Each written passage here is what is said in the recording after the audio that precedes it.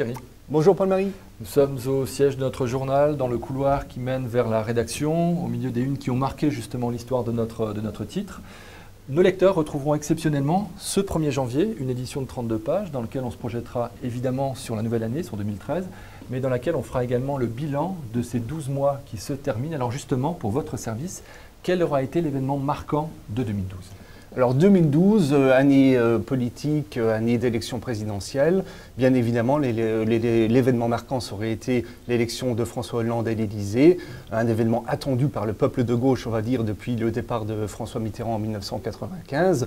Et les attentes étaient fortes, y compris en Lorraine. C'est pour ça que le candidat socialiste ne s'y est pas trompé. Il y est venu plusieurs fois. Il était d'ailleurs en Moselle-Est 2 jours avant son élection. Mais c'est une autre visite qui a marqué les esprits, celle à Florange avec les salariés, où il leur a tendu la main.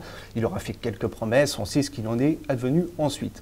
Alors, qu'est-il advenu du président élu François Hollande? Eh bien, après un état de grâce tout à fait normal, un petit peu terni par l'affaire du tweet de Valérie Trierweiler, sa cote de popularité a commencé à fondre, celle du chef du gouvernement aussi. Les mauvaises nouvelles économiques et sociales se sont accumulées.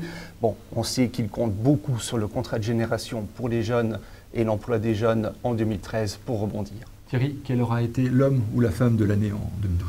Alors là, on aurait pu choisir plusieurs. On aurait pu choisir Omar Sy, qui a explosé avec Intouchable, le film français le plus rentable de tous les temps. 50 millions de spectateurs dans le monde entier. Et puis il a été césarisé pour ce rôle. Non, on a choisi à tout seigneur, tout honneur de donner le titre d'homme de l'année à Jean Dujardin, oscarisé, lui, pour son rôle muet et en noir et blanc dans The Artist. D'ailleurs, Jean Dujardin n'a pas uniquement eu l'Oscar, il a eu 14 titres internationaux. Jean Dujardin, qui ne parlait pas un mot d'anglais, a dû se faire la langue de Shakespeare à vitesse grand V. Il a passé une grande partie de l'année 2012 de plateau de télévision en plateau de télévision à répondre aux questions de centaines de journalistes. Et c'est simple, son charme a opéré, l'accent français a coupé au couteau, a séduit la planète entière. Il est devenu en 2012 ni plus ni moins que le nouvel ambassadeur du charme à la française. Chapeau l'artiste. Thierry, quel sera d'ores et déjà l'événement à marquer dans l'agenda 2013 pour nos lecteurs ? Alors, je ne peux pas vous dire quand, je ne peux pas vous dire où ça va se passer, mais je peux vous dire quoi. Ça va être le premier mariage homosexuel officiellement célébré en France.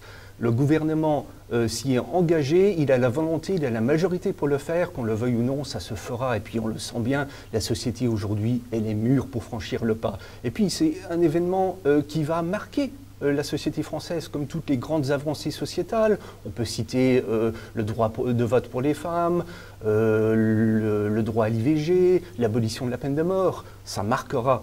Bon. Et puis on voit aussi qu'il n'y a plus de fracture droite-gauche sur ce sujet, il y a des pour et des contre dans les deux camps. Non, la ligne de fracture, en fait, elle s'est déplacée, non plus sur le mariage proprement dit, mais sur les enfants du mariage, que ce soit les enfants de l'adoption ou les enfants de la procréation médicalement assistée. Alors les enfants de l'adoption, ça j'allais dire, le débat est presque clos, puisque c'est constitutif du mariage. La procréation médicale assistée, elle n'est pas constitutive du mariage, mais en revanche, c'est une revendication forte de la communauté homosexuelle. Alors, est-ce que ça se fera ou pas? Les politiques auront bien du mal à trancher. En tout cas, ça promet de bien beaux débats en 2013, à lire bien évidemment dans les colonnes du Républicain Lorrain.